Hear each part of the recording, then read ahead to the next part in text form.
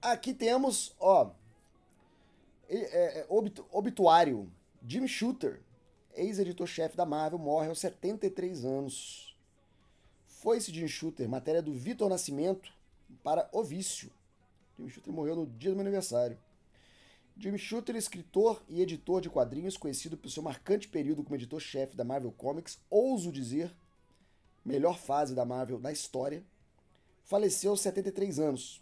A notícia foi confirmada pelo escritor Mark Waid em sua página no Facebook, mencionando que Shooter vinha lutando contra o câncer de esôfago há algum tempo. Inclusive a notícia saiu pelo Mark Waid e demorou para chegar nas redes sociais. Isso aí, a Wikipedia dele até ontem à noite, 10 horas da noite, não estava atualizada. Nascido em Pittsburgh, Pensilvânia, a história dele é maravilhosa.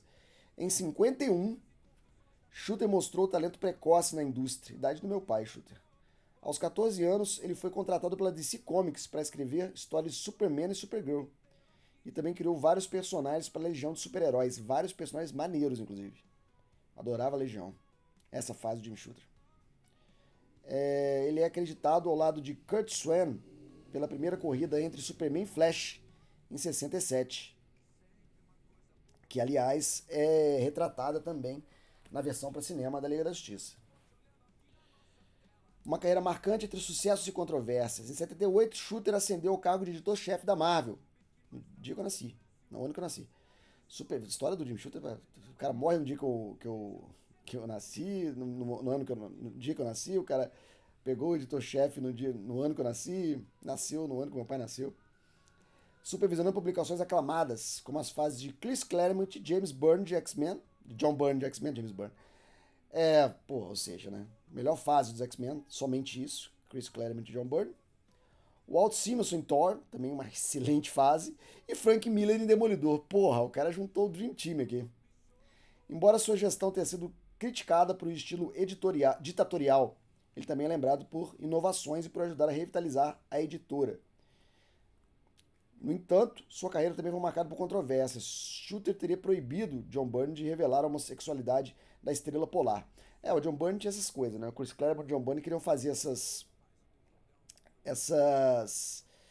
caracterizações um pouco mais ousadas em personagens, sobre o Estrela Polar ser gay, ou então sobre a Mística, na verdade, ser casada com a Sina e as duas terem o Noturno. O Noturno era filho da Mística com a Sina, coisa que vai e volta nos quadrinhos, né? Eles falam, ficam o tempo todo nessa história, porque como a Mística consegue mudar a aparência, né, em nível biológico, ela conseguiria engravidar a Sina.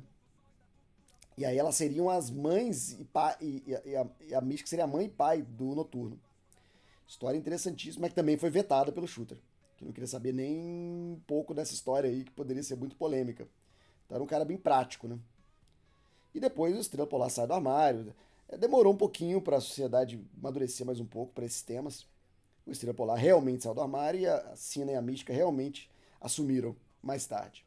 Além disso, em 1980, introduziu dois personagens gays em Rampage Hulk 23, que tentavam abusar de Bruce Banner, uma história amplamente criticada como homofóbica. Shooter foi demitido da Marvel em 87 e posteriormente fundou outras editoras como a Valiant Comics, da qual também foi demitido em 92, não era um cara fácil de trabalhar não. Defiant Comics e Broadway Comics. Ao longo dos anos ele retornou a editoras antigas, incluindo um trabalho na Legião dos Super-Heróis em 2007. Ele foi homenageado com o Eagle Award em 79 e o Inkpot Award em 80. Em 2012 foi nomeado embaixador da Inkle Awards, cargo que manteve até hoje. Mark Waid destacou a influência de Shooter em sua própria escrita, lamentando a morte de um gênio dos quadrinhos. O cara realmente foi responsável por uma fase editorial da Marvel muito, muito, muito criativa, de reunir todos esses talentos e ao mesmo tempo ser um executivo. Porque uma coisa é você ser quadrinista, você ser roteirista, coisa que ele foi também, desenhista, e querer ousar, querer empurrar, querer, né, querer ultrapassar os limites como artista. O artista pode e deve pressionar as barreiras para mudanças. A inovação artística é algo extremamente legítimo. Agora, o editor, ele é o contrapeso disso. É o editor que fala, não é o momento para essa história. É o editor que fala, isso aqui vai dar uma polêmica desnecessária, isso aqui vai afetar as vendas, isso aqui não é bom nesse momento. E tudo isso entra nessa jogada. Então o editor, ditatorial, o cara é ditatorial, mas o cara fez diversas histórias que são hoje memoráveis. Não era comum um personagem importante morrer, ainda mais assassinado nos quadrinhos. O cara matou a Elektra e autorizou que o Frank Miller fizesse uma reviravolta no Demolidor. Um Demolidor muito mais violento, um Demolidor muito mais adulto.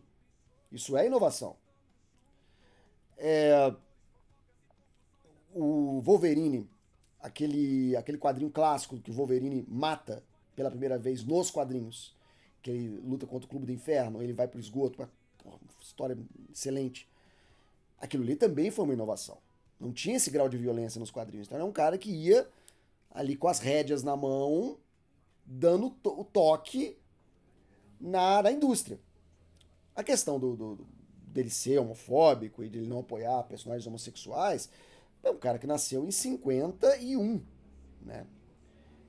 O cara tinha os preconceitos dele, como todo mundo tem, e talvez isso tenha afetado algumas decisões dele, ainda mais nos anos 80, né? Foi a década da AIDS, né, cara? Homofobia nos anos 80 era um negócio que você olha hoje e é assustador. É assustador. Que hoje não é mais assim. Ainda bem. Mas era uma coisa muito mais perigosa de se mexer, um tema muito mais perigoso do que é hoje. Então o editor tem essa função de dar uma segurada. E ele foi contratado com 14 anos, né? Ele mandou as histórias pra DC, as histórias da Legião dos Super-Heróis, e a DC adorou, chamou o cara pra conversar. Quando chegou ele tinha 14 anos. Era uma coisa tipo Quase Famosos, né? E aí que é a história do Cameron Crowe, quando ele escreveu pra revista Rolling Stone, são histórias bem parecidas. Cameron Crowe também escreveu pra Rolling Stone com 14 anos, 15 anos. E ninguém sabia que ele tinha 14 anos, 15 anos, né? Porque era enviado por correio. Então, um cara importante, mas tem suas idiosincrasias, tem seus preconceitos, tem suas verdades, seus paradigmas que alteraram, que podem ter irritado, né? Os artistas, que não tem esse compromisso, né, com PR, com vendas e tudo. É triste, não citei isso aqui, mas eu deixei pro final mesmo de propósito, que ele não viveu o suficiente para ver Secret Wars no cinema. Porque ele foi o cara que desenvolveu o Guerras Secretas, o primeiro Guerras Secretas, dos anos 80. Que na verdade foi uma desculpa pra vender brinquedinho, né? O que não é desculpa pra vender brinquedo nesse universo? Mas Secret Wars foi um crossover, um enorme crossover, que se viu como um contrapeso, uma propaganda da Mattel, se não me engano, que estava fazendo os brinquedos. E inclusive a Gulliver trouxe pro Brasil e até adiantou o Secret Wars, totalmente fora da cronologia.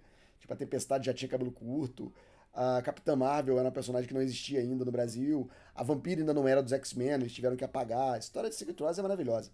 Mas vai esse Jim Shooter, ficam as boas decisões, fica a mudança que ele empreendeu nos quadrinhos e a importância do cara para a indústria.